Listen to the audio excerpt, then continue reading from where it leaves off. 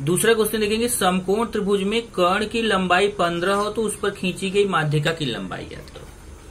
अब देखिए, एक समकोण त्रिभुज है, उसमें कर्ण की लंबाई दिया है 15 और उस कर्ण पर खींची गई माध्यिका की लंबाई ज्ञात करो। तो अभी जस्ट आपने क्या पढ़ा कि समकोण त्रिभुज में कर्ण पर खींची गई माध्यिका कर्ण की आधी होती है।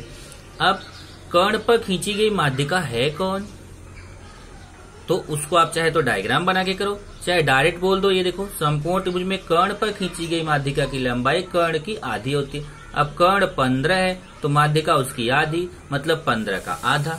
इधर देखिए, यहाँ पे करेंगे कि माध्यिका की लंबाई बराबर 1/2 गुणे कर्ण। कर्ण कितना है, यहाँ से देखिए, कर्ण है 15 तो माध्यिका की लंबाई कितना हो जाएगी, 1/2 गुणे कर्ण, मतलब 1/2 गुणे कर्ण का मान कितना है 15। अब इसको चाहो तो आप ऐसे 1/2 गुणे 15 लिखा, आप इसको ऐसे लिख सकते हो 15/2 तो भी चलेगा। तो 15 में 2 का भाग दे दीजिए, कितना आएगा 7.5। इसका मतलब कर्ण के माध्यिका की लंबाई कितनी आ जाएगी, 7.5 इकाई। इकाई क्यों लिखा, अगर यहाँ पे जैसे प्रश्न में सेंटीमीटर ना लिखा हो तो उसको बोलते हैं इकाई। जैसे यहाँ देखिए, आपका प्रश्न में लिखा है 15, सेमी लिखा होता तो हम सेमी लिखते, मीटर लिखा होता तो मीटर लिखते। जब कुछ ना लिखा हो तो आप वहां उत्तर में इकाई लिख सकते हो। अगर आप इकाई नहीं लिखते हो, केवल कर्ण की माध्यिका की लंबाई 7.5 तो भी चलेगा। तीसरा क्वेश्चन देखते हैं, त्रिभुज PQR में, ये देखिए एक त्रिभुज PQR है, इस त्रिभुज PQR में कोण Q दिया है 90 अंश। अब त्रिभुज PQR में कोण Q कितना दिया है, देखिए 90 अंश दिया हुआ है। तो हमें बोल रहा है कि अगर त्रिभुज PQR में कोण Q 90 अंश है, PQ 12 दिया है। अब 90 अंश है तो आप समझ जाइए, अगर त्रिभुज PQR में कोण Q 90 अंश है तो ये समकोण त्रिभुज हो गया, क्योंकि यदि किसी त्रिभुज में एक कोण 90 अंश होता है तो उसको बोलते हैं समकोण त्रिभुज। तो यहाँ पे दिया है त्रिभुज PQR में कोण PQR 90 अंश है, मतलब कोण Q कितना है, 90 अंश है। तो पाइथागोरस प्रमेय से, अब देखिए, अगर ये आपको 90 अंश दिया गया है, और क्या क्या दिया है, और दिया है कोण Q तो 90 अंश दिया है, PQ दिया है 12, ये PQ की लंबाई कितना दिया है 12 है, और QR की लंबाई कितना दिया है 5 है। देखिए, QR की लंबाई 5 दिया है। तो अगर PQ का 12 दिया है, QR का 5 दिया है, और हमसे पूछा है कि भुजा QS भुजा PR की माध्यिका है। देखिए, ये माध्यिका है। माध्यिका कैसे होगी, ये जो भुजा PR है उसका मध्य बिंदु ले लिया, उसको सम्मुख शीर्ष बिंदु Q से मिला दिया, तो QS क्या हो गई, माध्यिका। वैसे क्वेश्चन में भी माध्यिका बोला है, QS जो है वो भुजा PR की माध्यिका। अब यहाँ आप PR को भुजा बोलो, या यहाँ 90 अंश के सामने की भुजा है तो इसको आप PR को कर्ण भी बोल सकते हो, क्योंकि 90 अंश के सामने की भुजा को क्या बोलते हैं, कर्ण बोलते हैं। तो हमें क्या निकालना है, हमें इस QS का मान निकालना है। तो अगर हमें इस कर्ण का मान पता चल जाए, तो जैसे अभी इस फॉर्मूले से आपने किया कि ये जो माध्यिका होगी वो क्या होगी, कर्ण की आधी होगी। अब अगर हमें कर्ण का मान पता चल जाए तो उसका आधा होगा माध्यिका। तो सबसे पहले हमें जरूरत है इस कर्ण का मान पता करने को। अब कर्ण का मान पता करने के लिए हमें क्या करना है, देखिए, समकोण बनाने वाली भुजाएं, पहली भुजा PQ का मान 12 है, दूसरी भुजा QR का मान 5 है। तो पाइथागोरस प्रमेय से हम PR का मान निकाल सकते हैं, बराबर। और जब पाइथागोरस प्रमेय से हमें PR का मान मिल जाएगा तो जो ये माध्यिका होगी वो क्या होगी, कर्ण की आधी होगी। तो कर्ण पता चल जाएगा, उसका आधा कर देंगे तो हमें QS पता ही चल जाएगा। तो यहाँ देखिए वही किया है, त्रिभुज PQR में कोण PQR दिया है 90 अंश, क्वेश्चन में ही दिया है। देखिए, कोण Q 90 अंश है, तो पाइथागोरस प्रमेय से कर्ण का स्क्वायर बराबर पहली भुजा का स्क्वायर धन दूसरी भुजा का स्क्वायर, मतलब PR स्क्वायर बराबर PQ square plus QR square. Okay, अब PR का मान कितना है, 12, सॉरी PR का मान हमें निकालना है, तो PR स्क्वायर ऐसे रहेगा। PQ का मान कितना है, 12, तो PQ की जगह 12 उसके ऊपर स्क्वायर। QR का मान कितना है, 5, तो 5 उसके ऊपर स्क्वायर। अब ये PR स्क्वायर तो निकालना है, ऐसे लिखा जाएगा। 12 का स्क्वायर कितना होता है, 12 गुणे 12 144, और 5 का स्क्वायर कितना होता है, 5 गुणे 5 25। जोड़ेंगे तो 169 आएगा। फिर ये यहाँ से स्क्वायर हटाना है तो हम लिखेंगे वर्गमूल लेने पर। आप चाहे लिखो, यहाँ पे आप लिख सकते हो वर्गमूल लेने पर, नहीं लिखते हो तो भी चलेगा। ओके, तो पी आर बराबर है, जब ये स्क्वायर हटेगा तो जिसके ऊपर स्क्वायर है, जब आप वर्गमूल लेते हैं जिसके ऊपर स्क्वायर रहता है उसका स्क्वायर हट जाता है, जिसके ऊपर स्क्वायर नहीं रहता वो करनी में चला जाता है। और 169 का वर्गमूल कितना होता है? 13। तो इस तरीके से हमें कर्ण पी आर का मान पता चल गया 13। तो 13 का आधा कर देंगे तो एक क्यूएस पता चल जाएगा। समकोण त्रिभुज में कर्ण पर खींची गई माध्यिका लंबाई में कर्ण की आधी होती है, इसलिए जो माध्यिका क्यूएस है ये 1/2 गुणे पी आर, 1/2 गुणे पी आर, जैसे यहाँ पे किया था आपने 1/2 गुणे कर्ण, वैसे यहाँ पे 1/2 गुणे कर्ण, कर्ण मतलब पी आर। तो क्यूएस बराबर 1/2 गुणे कर्ण, कर्ण पी आर का मान कितना आ गया? 13। तो पी आर की जगह 13 रख दिया। अब 2 से 13 को काट दो, आएगा 6.5।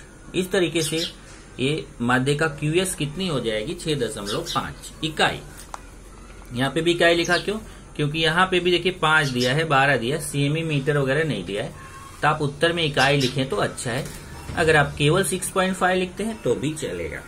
अगला चौथा क्वेश्चन देखिए, आकृति में बिंदु जी त्रिभुज पीक्यूआर की माध्यिकाओं का संगमन बिंदु है। यह जीटी दिया है 2.5, तो पीजी और पीटी की लंबाई ज्ञात करो। अब ध्यान से देखो, ये एक त्रिभुज बन रहा है, पीक्यूआर एक त्रिभुज है। इस त्रिभुज की तीनों माध्यिकाएं खींची गई हैं। एक माध्यिका है पीटी, तो माध्यिका पीटी है, इसका मतलब टी जो है वो क्यूआर का मध्य बिंदु रहेगा। इसी तरीके से एक दूसरी माध्यिका भी यहाँ खींची गई है, इसको यहाँ नाम नहीं दिया है।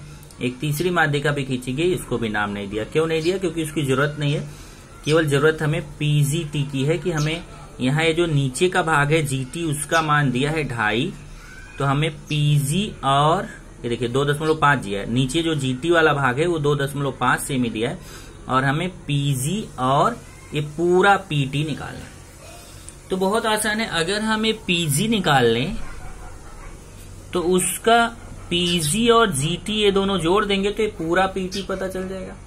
तो इसका मतलब हमें जरूरत है कि जीटी हमें पता ही है, जीटी कितना है देखिए 2.5 दिया है, यहाँ पे जीटी का मान कितना दिया 2.5। अब अगर हम पीजी निकाल लें तो पीजी और जीटी जोड़ देंगे तो पीटी पता ही चल जाएगा, मतलब हमें जरूरत है पीजी निकालने का। तो यहाँ देखिए हल में जीटी 2.5 दिया हुआ है, ये नीचे का जो भाग है जीटी वो 2.5 दिया है।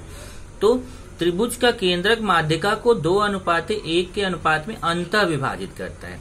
अंतः इसलिए बोल रहा है क्योंकि ये अंदर ही काटते हैं। अगर आप केवल लिखते हो त्रिभुज का केंद्रक माध्यिका को 2:1 के अनुपात में विभाजित करता है तो भी चलेगा, अंतः नहीं लगाते हो तो भी चलेगा।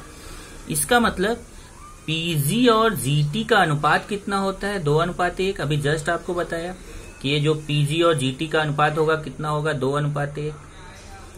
तो अब यहाँ पे देखिए पीजी का मान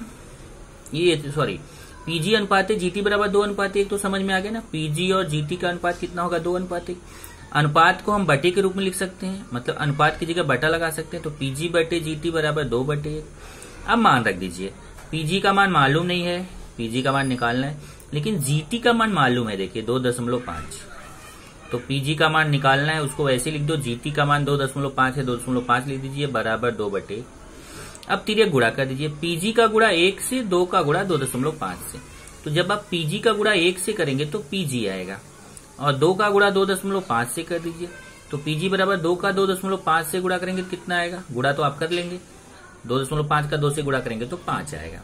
इस तरीके से हमें यहाँ पर ये जो पीटी है पीजी है, पीजी का मान पता चल गया कितना? 5। एक आंसर हमें यहाँ पर आ गया, पीजी का मान कितना आ गया? 5। तब हम चलेंगे, अब यहाँ पॉइंट से कंफ्यूज मत होना, पॉइंट मतलब फुल स्टॉप लगाया हुआ है, तो आपको यहाँ पॉइंट लगाने की जरूरत नहीं है, उसको मैं निकाल देता हूँ। अगर आप लगा भी देते हो तो नो प्रॉब्लम, क्योंकि वो फुल स्टॉप है, वो पॉइंट नहीं है। अब दूसरा अगर आप आएंगे तो अब आपको ये तो पता चल गया कि पीजी का मान कितना हो गया, पीजी का मान हो गया 5। तब हम पीजी और जीटी को जोड़ेंगे तो पीटी पता चल जाएगा। क्यों? क्योंकि पीजीटी एक रेखी है। यहाँ देखिए पीटी बराबर पीजी प्लस जीटी, क्योंकि पीजीटी एक रेखी है। फिर से देख लीजिए, पीटी बराबर पीजी प्लस जीटी, पीटी बराबर पीजी प्लस जीटी। अब यहाँ मान रख दीजिए, पीजी का मान देखिए 5 है, पीटी तो निकालना है तो पीटी को ऐसे लिखेंगे, पीजी का मान 5 है, और जीटी का मान यहाँ से देखिए 2.5 है, तो जीटी का मान 2.5 रख दिया।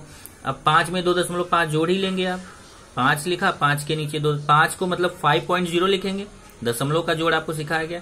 5 को 5.0 लिखेंगे और 2 को 2.5 ऊपर नीचे लिख के जोड़ेंगे तो पीटी का मान कितना आएगा 7.5। इस तरीके से अब यहाँ देखिए इकाई नहीं लिखा है, तो जैसे मैंने आपको बोला ना कि आप इकाई लिखो चाहे मत लिखो, जैसे इसके पहले इकाई लिखा था, यहाँ पे इकाई नहीं लिखा है, तो आप चाहे तो यहाँ इकाई लगा सकते हो। तो पीजी की लंबाई कितनी हो गई 5 और पीटी की लंबाई कितनी आ गई 7.5।